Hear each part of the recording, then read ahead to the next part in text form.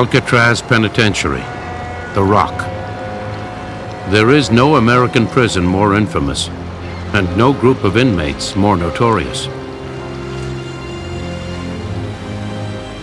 When a murderous crime wave swept across the nation, this prison was opened to house the most incorrigible, fearsome names like Al Capone and Machine Gun Kelly.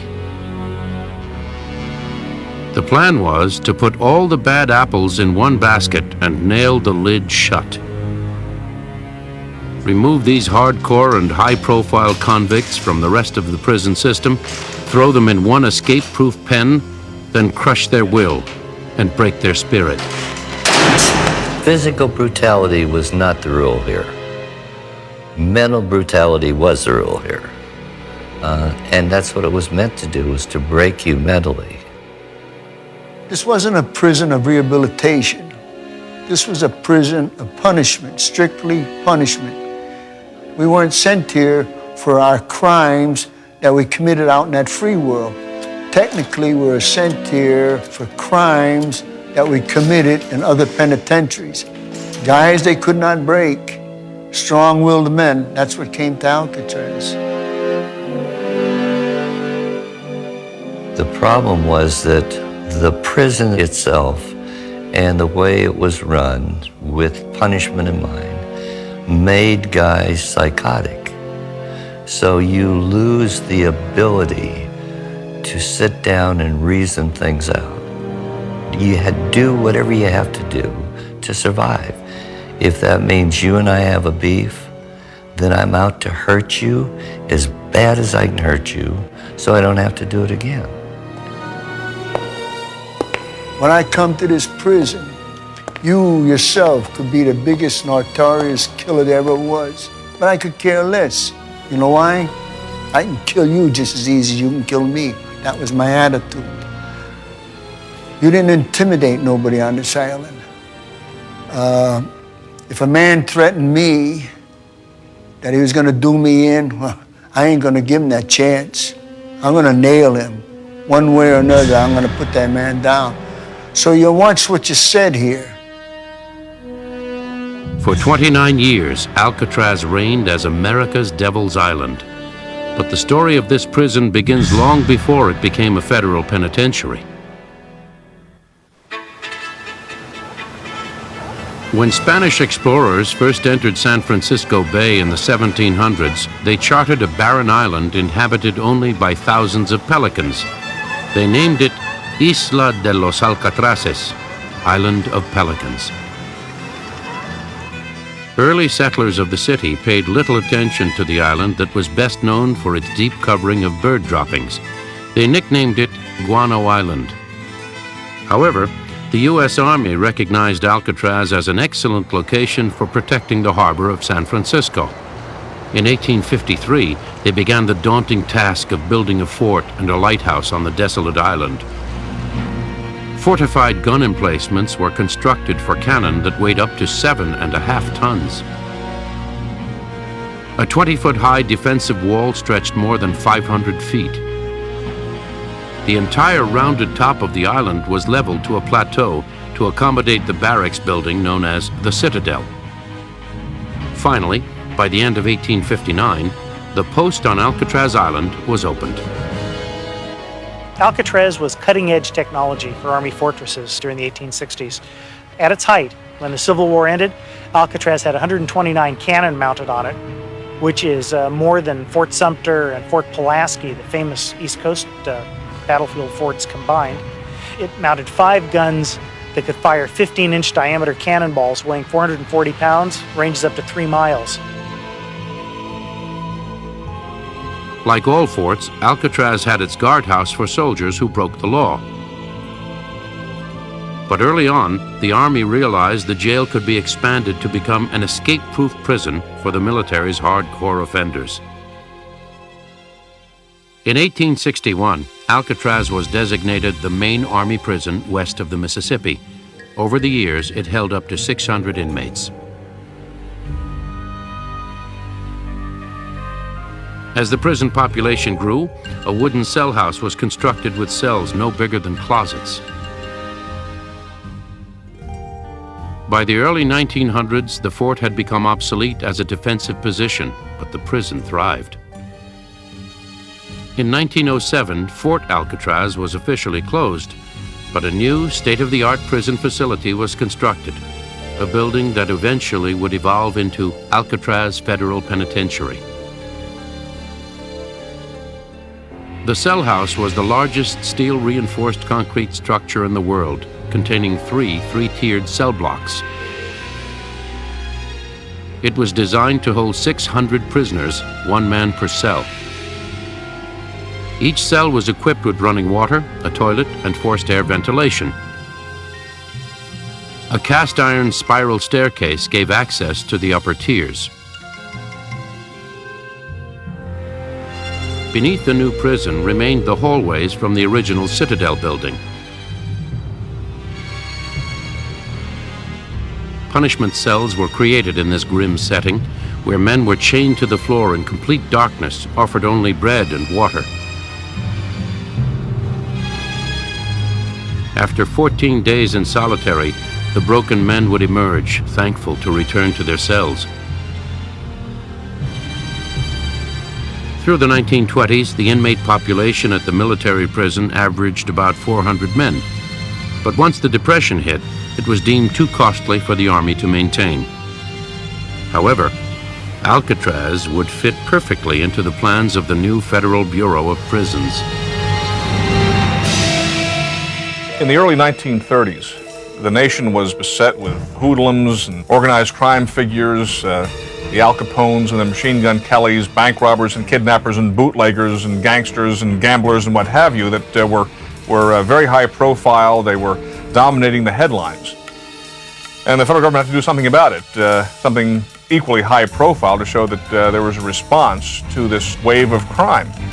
And one of the responses was to establish a prison that would define hard time. The head of the Federal Bureau of Prisons, Sanford Bates, along with his assistant and successor, James Bennett, hoped that by separating the notorious criminals, the troublemakers, and the escape risks, the entire prison system would operate more smoothly. In 1933, the Justice Department took control of the military prison. Extensive renovations were launched to make Alcatraz even more secure. The flat, soft steel cell bars were replaced with tool-proof steel. Gun galleries with steel bars were built at the ends of the cell house so armed guards could keep watch. Metal detectors were installed, and outside, 6 guard towers were erected. Chain link fence was added, and barbed wire was strung. In all, 336 cells were refurbished, and on July 1st, 1934, Alcatraz was declared open. The first inmates were 32 of the most incorrigible prisoners from the military prison. On August 11, 1934, 14 inmates were transferred in from McNeil Island Federal Penitentiary. A week later, a special prison train left Atlanta Federal Penitentiary with 53 hardcore felons, including Al Capone.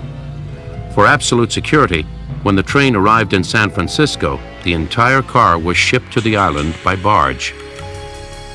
Finally, the last mass shipment came from Leavenworth, with 102 men, including Machine Gun Kelly. The bold experiment had begun. The question now was, could Alcatraz impose its will on 200 of the nation's toughest criminals?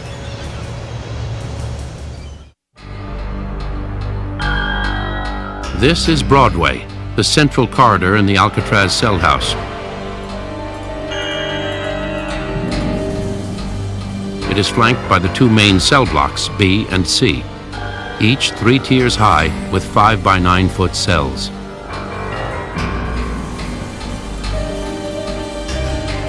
A block was never refurbished after the Army left and was rarely used by the Federal Penitentiary.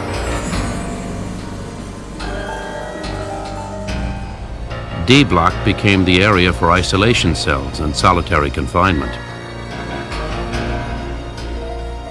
Warden James Johnston implemented the strict policies set forth by the Bureau of Prisons. And just as they hoped, word of the harsh conditions at this new penitentiary reverberated through the prison system.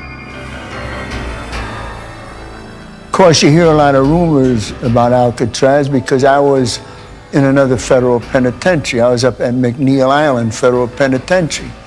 And they threatened me for approximately 10 years, going to send me to Alcatraz. But back in them days, I didn't care about nothing. You couldn't threaten me with nothing. I told them what they could do with their Alcatraz.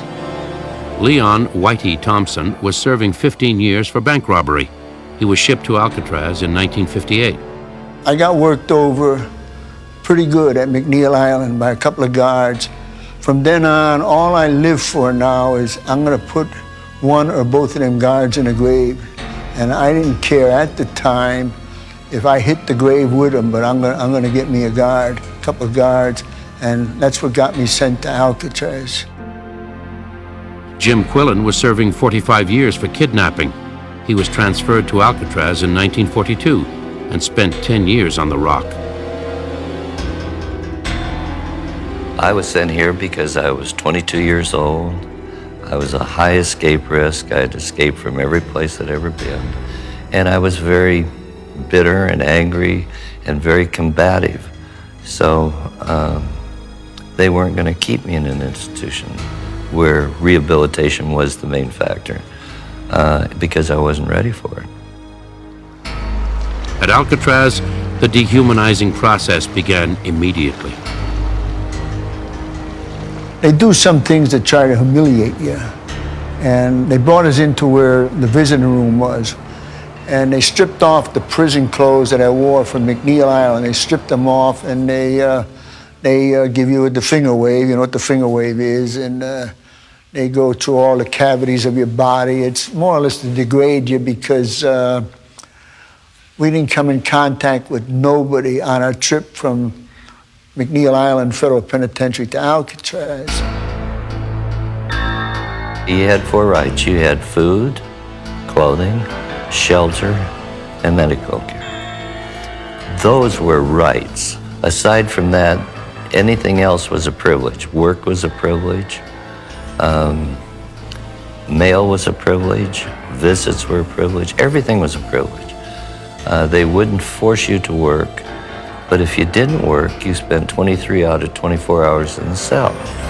If you worked, you were out of a cell for 7 hours, which is a big gap in your day. And it lets you develop some camaraderie with other guys, although they were never close because you never trusted anybody. There were no newspapers, magazines, or radios allowed. Privileges also included books from the library and movies twice a month.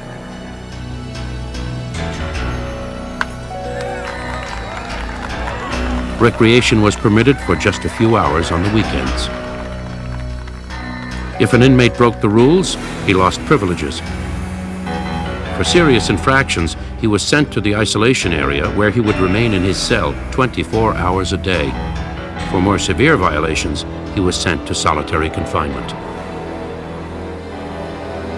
Until 1939, Warden Johnston used the dungeons of the military prison for solitary, but eventually 6 special cells were constructed on D Block, and these became known as the Hole. Every time I went to the Hole, I went for 19 consecutive days.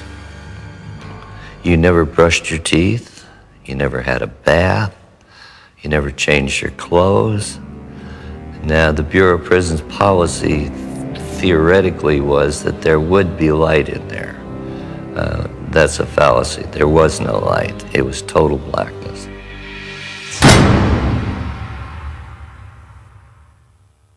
The mess hall was considered a potential trouble spot, so meals were restricted to 20 minutes, limiting the possibility of inmate unrest or violence. The dining hall, like any other part of Alcatraz, was quite strict. They would be marched in double file down to the steam table, pick up the food. Everything they took on the plate they had to eat. If they did not eat everything on the plate, they did not eat the next meal. It was very strict. The eating utensils were kept there on the table. If I was assigned to the dining room, I'd watch maybe 2 or 3 tables at one time, and I'd make sure as they filed out that all their utensils were there in my sight.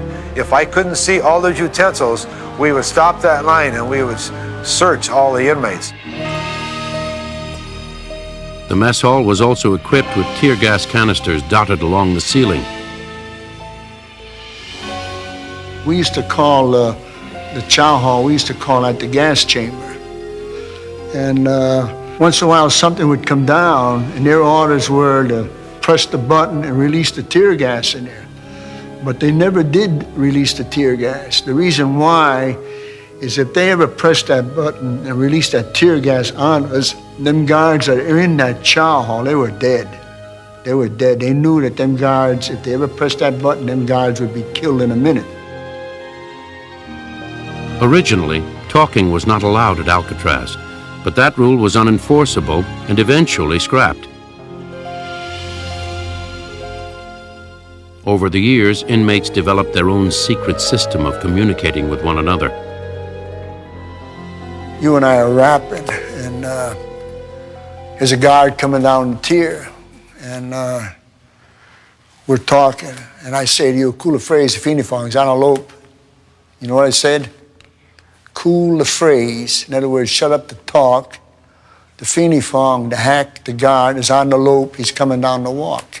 And the guards never knew what the hell we were talking about, but we had this little language between ourselves. Monotony and boredom were synonymous with life on the rock, and most former inmates agree it was more difficult to deal with than the physical conditions of Alcatraz. Another aspect of the psychological torment was the beautiful view of the city of San Francisco and freedom. Well, the very proximity of San Francisco to the island really played havoc with you mentally. You could see a whole panoramic view when you went to the yard. If you lived in certain areas, you could look out and see the lights at night. If the wind was from the right direction, you could hear the girls on the dock. You could hear the music from Aquatic Park. You could smell the chocolate from the chocolate factory. And they all tend to drive you over the edge. And I made it a policy never to have a cell that looked out. And I never used to look at the city. I never sit on the steps and look out at the city. Because I knew I couldn't handle it. Inmates on Alcatraz reacted differently to the harsh conditions. Some accepted it, others rebelled.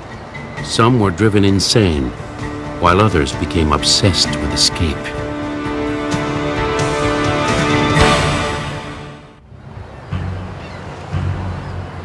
When an inmate was sent to the Rock, there was no possibility of parole. If he demonstrated that he was truly a changed man, he could be transferred back to another prison to possibly earn a parole there. This policy, along with the harsh life on the Rock, led many inmates to dream of breaking out. But everyone knew the reputation of this prison. Alcatraz was escape-proof. Any man that attempted to escape from Alcatraz is a man that's committing suicide. This is a man that's given up. This is a man that feels he has no future. He's going to wind up dying in prison, so why not take a shot at it? Security was tight. The ratio of guards to inmates was much higher than in other prisons, about 1 officer for every 3 prisoners. The inmates were officially counted 12 times a day, but each guard was expected to do his own counts every 15 minutes. If an inmate managed to make it to the water, the swim to freedom was only about a mile. However, deadly currents and 50-degree water made the swim extremely difficult. Trained swimmers have often accomplished the feat, but for most prisoners, it appeared virtually impossible. During the 29 years of operation, a total of 14 escape attempts were made, involving 36 inmates. Nearly a third of them either died trying or were later executed in the gas chamber. Joe Bowers made the first escape attempt on April 27, 1936. The first escape attempt probably was a suicide, more than an escape attempt. Joe Bowers, who was regarded by a lot of prisoners as being a little bit crazy, tried to climb a fence in full view of a tower guard, who of course shouted out some warnings. Bowers kept climbing the fence. They shouted out again, and they warned him, and he kept climbing the fence, and they had no choice but to shoot at him. And they shot him, and he dropped down the other side. Jim Quillen was another inmate determined to escape. My first 7.5 years here were concentrating on escaping. This was my home. I swam in the bay. The water didn't frighten me. I was a good, strong swimmer. I was only 25 years old. I really thought that I could beat the water, and I still to this day believe I could have. Quillen tried to break out through a steam tunnel in the kitchen basement. It was 3 by 3. It was so small that you couldn't turn around in it. All the hot steam pipes from the powerhouse come up through there, and the temperature ranged anywhere from 145 to 165 degrees. We thought that we could go from here to the powerhouse and then to the water. We'd been outsmarted, and they'd poured a 5-foot piece of concrete between here and the powerhouse. Quillen was caught and sent to the hole for 19 days and then D-block for a year. The bloodiest escape attempt made headlines in May of 1946 when 6 inmates took 9 officers hostage in the main cell house. The violent episode led to the death of 7 men and became known as the Battle of Alcatraz. The leader of the ill-fated attempt was Bernard Coy, a Kentucky bank robber obsessed with escape. He believed there was a weakness in the bars in the gun gallery, where an armed guard stood watch over the cell house.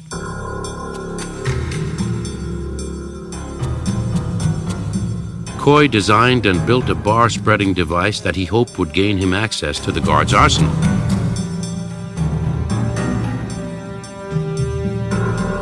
He worked as an orderly in the cell house and carefully monitored the daily activities of the guards. A key to Coy's plan was the movement of Officer Ernest Lageson. My father was the officer in charge of the cell house, and Coy had determined that the time for this break would be when my father went to lunch, because at that point there would only be one officer on the floor of the cell house. On May 2nd, at around 1:40 p.m., Coy made his move. He and Marvin Hubbard overpowered the one guard and let their 4 accomplices out of their cells. Coy then covered his body in grease, climbed the gun gallery, spread the bars, and squirmed inside. He surprised the gallery officer and overpowered him as well. Coy grabbed a .45, a rifle, and every key he could find. Unfortunately for him, the one key he desperately needed that could have opened the cell block wasn't among them. The escapees tried every key, but none would open the door to freedom. The locks were designed so that if an improper key was used in the lock would become dysfunctional. So by using repeatedly wrong keys, they eventually destroyed the lock, so there was no way they were going to get that door open. Meanwhile, Joe Kretzer, a former public enemy number 5, along with other escapees, were taking officers hostage as the guards rushed in to investigate the disturbance. Officer Lageson and 8 others were locked in the 2 cells at the end of Block C. Officers tried unsuccessfully for hours to free the hostages, hurling tear gas and exchanging gunfire with the rioters. While the drama unfolded inside Alcatraz, a fascinated public and media kept constant vigil. By now, Kretzer and Coy had exhausted all their possibilities for getting the cell house door open. They were overheard saying, "We're going out the hard way." A frustrated Kretzer began shooting the hostages in the cells and leaving the officers to die.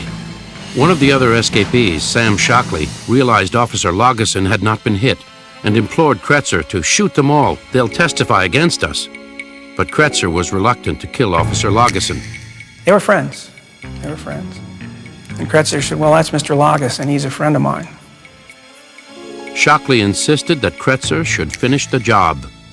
So Kretzer raised the gun and set it on the bars and said, I'm sorry, Mr. Lageson. And he pulled the trigger and the gun was empty. It just clicked. So he put in a new clip and fired. And he missed him. I mean, he's barely creased his cheek from a distance of 4 feet. I don't know whether he was trying to shoot him or not. Lageson then played dead on the cell floor until the hostages were freed by a rescue team 8 hours later. The Battle of Alcatraz raged for 2 days. Finally, Marines dropped powerful concussion grenades into the cell house. 3 of the escapees retreated to their cells, but Coy, Kretzer, and Hubbard hid in a utility corridor to make their last stand. Eventually, officers sprayed the corridor with bullets, killing all of them. In the end, 2 officers had been killed and 14 wounded. Of the 3 remaining escapees, 2 were executed in the gas chamber. The third was spared because he was just 19 years old. After this fearsome episode, no one dared an escape attempt from Alcatraz for another 10 years.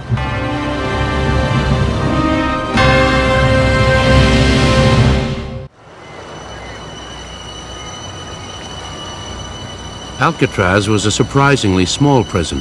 Its inmate population averaged only about 260 men. The typical maximum security penitentiary holds more than 1,500. Throughout its history, 1,545 men had the dubious honor of doing time at the federal penitentiary. Many famous names were admitted to Alcatraz, but the prison usually did its job of reducing each of them to just another number. I give you a picture of my mugshot. You can take a look on that mugshot. You will not see my name on that nameplate. You'll see a number. You could take a look on any other mugshot and you'll see the name on there with it. But this is the only prison that I've ever been in where my name was a number. Number 85 was the legendary crime czar, Al Capone. Allegedly, Capone had managed to run his operations from other prisons, but things changed when he got to Alcatraz. At Alcatraz, he apparently tried to maneuver his way around the warden, but was completely prohibited from doing so, and he became the cell house sweep. To my mind, one of the worst jobs, because you hardly leave the cell house. When Capone arrived in 1934, his advancing syphilis had begun to destroy his mental capacities. By 1939, overcome by the disease, he was transferred out. Number 117 was George Machine Gun Kelly, who was part of the first shipment from Leavenworth. He was college-educated and from a wealthy Memphis family. He began as a bootlegger in the 1920s, but moved on to bank robbery to impress his girlfriend and future wife, Kate Shannon. In 1933, the couple was convicted for kidnapping millionaire Charles Urschel. But Kelly would become a changed man at Alcatraz. Kelly was probably our best inmate we had here, probably ever on Alcatraz. He reminded me more of a bank president than a bank robber. The way he acted, the way he talked, even the way he dressed in his prison garb. He worked here in the laundry area. He was a clerk, so he was able to get his clothing real pressed and everything. And he was just a real nice guy. It's amazing, you know, from his reputation. You think he's a terrible man, but actually he was probably one of our best ones. Very nice guy, as far as I was concerned. I think if you go back and research Kelly's wife, you'll find out that His wife, Catherine, was a motivating force behind all the things that Kelly did. She apparently was a very beautiful girl. Kelly was madly in love with her, and she wanted him to rob these banks so she could have the nice things. And he was stupid enough to do it. Number 325 was Alvin Creepy Karpis, the FBI's first public enemy #1. He was convicted of shooting a policeman and kidnapping the brewery millionaire William Ham. Karpis spent 26 years on Alcatraz, longer than any other inmate. Unlike Machine Gun Kelly, he was hated by the staff and the other prisoners. Karpis was creepy. I worked with him in the bakery for about 3 years. On a couple occasions had problems with him. Karpis with a gun may have been potentially very dangerous. As an individual, man to man, he wasn't. Another notorious inmate was number 594, Robert Stroud, better known as the Birdman of Alcatraz. Stroud's public perception is filled with myth. The Birdman never actually kept birds at Alcatraz. At Leavenworth Penitentiary, he had created a bird menagerie, conducted research, and had written books. But once transferred to Alcatraz in 1942, he was never again allowed to keep birds. In reality, Stroud was far from the kindly old gentleman portrayed by Burt Lancaster in the Hollywood movie. He was highly intelligent, but he was also a dangerous sociopath and double murderer. He was kept in solitary confinement for 43 years because of his crimes and his violent behavior in prison. From my point of view, he was a manipulator. He was a conniver. He liked chaos. He liked turmoil. Yet he was, physically, he was a coward as far as I was concerned. Stroud continually instigated fights and riots, so he was transferred to a special cell created just for him in the prison hospital. He would spend his remaining 11 years at Alcatraz in these quarters, totally isolated from other prisoners. Morton Sobel was one of the few inmates sentenced directly to Alcatraz. In 1951, he was convicted of espionage along with Julius and Ethel Rosenberg. The Rosenbergs were sent to Sing Sing's electric chair for selling atomic bomb secrets to the Russians. Sobel was given 30 years at the Rock. Of course, the reason I'm here today is because at the trial, the government did not connect me up with the atom bomb.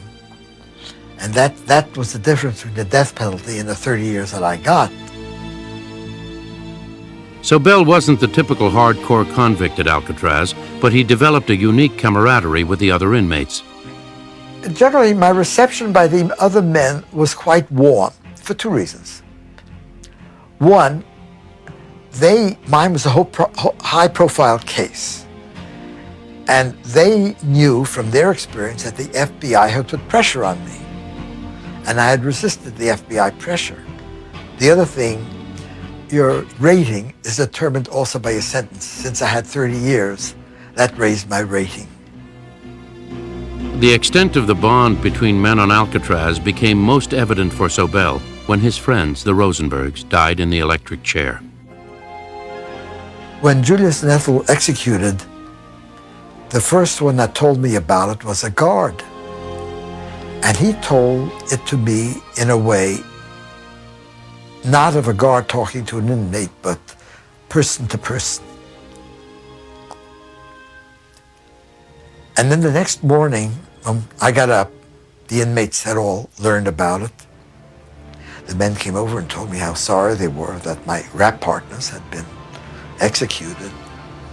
And their concern was really heartfelt. These were people who were supposed to be hardened criminals. But in this respect, that hardness disappeared, and they were just one concerned person talking to another. And it affected me deeply to find them all so moved by such an event. Maintaining a prison on Alcatraz Island was complicated and expensive. To house an inmate cost roughly $14 a day compared to the federal average of $5.40. There was no water on the island, so it had to be shipped in by barge and stored in tanks. Electricity was supplied by an antiquated DC power plant built in the early 1900s. By the early 1960s, the prison was decaying badly, and the cost to rebuild it would have been exorbitant. The Bureau of Prisons was already thinking of closing the infamous facility when a highly publicized escape brought attention to the deteriorating conditions on the Rock. On July 11, 1962, Frank Morris and two brothers, John Anglin and Clarence Anglin, staged a remarkably ingenious breakout. Their attempt inspired the Clint Eastwood movie, Escape from Alcatraz. The men realized the walls that held them were deteriorating, so they set out to enlarge the vents in the backs of their cells. They dug for 9 months with an impressive array of homemade tools. Some were created from spoons stolen in the mess hall. They even managed to create an electric drill from a vacuum cleaner motor. As their digging progressed, they disguised the work with fake vents built from notebook cardboard and paper mache. They built paddles for moving through the water, a bar spreader and a wrench, and a periscope to see around corners. Referencing an article they found in Popular Mechanics magazine, they fashioned life preservers from rubber raincoats.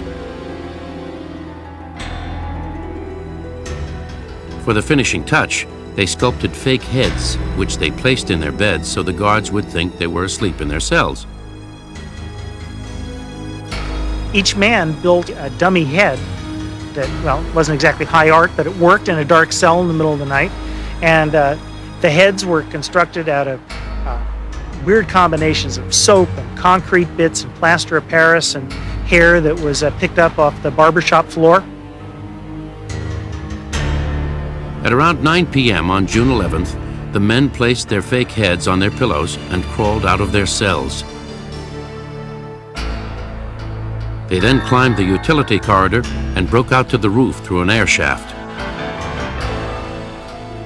I knew they were going out that night. We could hear them going up through the tunnel in between the cells. And when they hit that roof, hundreds of seagulls took off raising hell. I mean, they raised hell. And I told my buddy, I said, hey, Lou, I said, oh man, they're busted now. Them seagulls raising hell. But nobody investigated.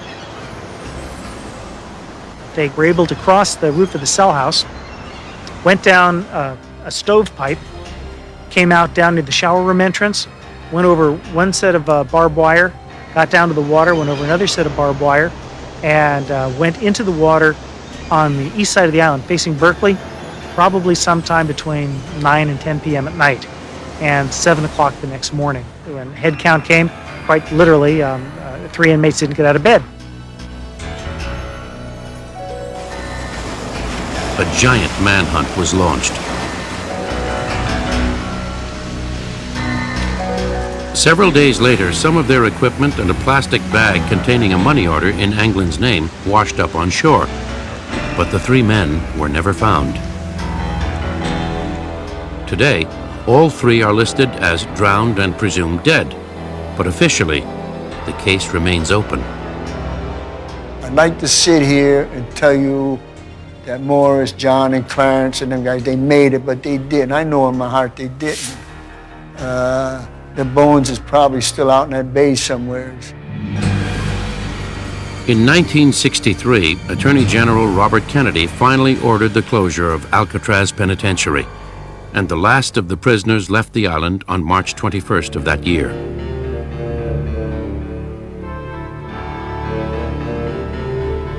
In November of 1969, Native Americans from several different tribes claimed the island as Indian land. citing a little-known treaty that allowed them to take over any abandoned federal territory. The Indians planned to convert the island into a Native American educational and cultural complex. However, vandalism and arson marred the efforts. During the occupation, 5 buildings were gutted by fire, including the warden's house and the lighthouse. After 18 months of occupation, the remaining Indians were removed from the island by federal marshals. In 1972, Alcatraz became part of the National Park System. Today, it hosts more than 1 million tourists every year. As visitors tour the prison, they gain a sense of life on the rock. But can one ever truly appreciate what the inmates endured? Jim Quillen left Alcatraz in 1952 a reformed man. He went on to raise a family and enjoy a successful career as an X-ray technician. But the memory of Alcatraz never faded. I would have never have let the law bring me back to prison. What Alcatraz did to me was, it made me hard in some aspects that I could never face a future of this again. And I wouldn't do it. I would die before I'd do it. Whitey Thompson spent 24 years in jail and 5 years on Alcatraz. Since his release, he has lectured to young people, warning them of the horrible realities of prison life.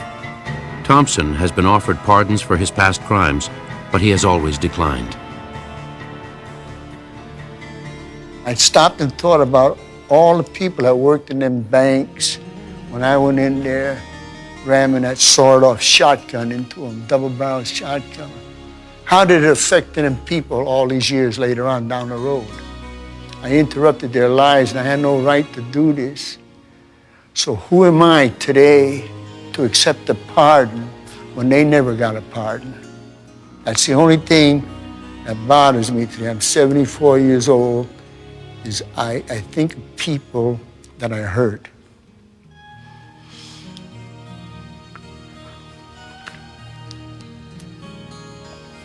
I interrupted their lives.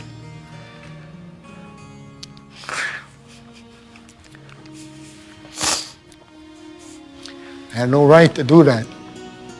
So how can I accept a pardon? How can I be honest with myself and accept one when they never got none?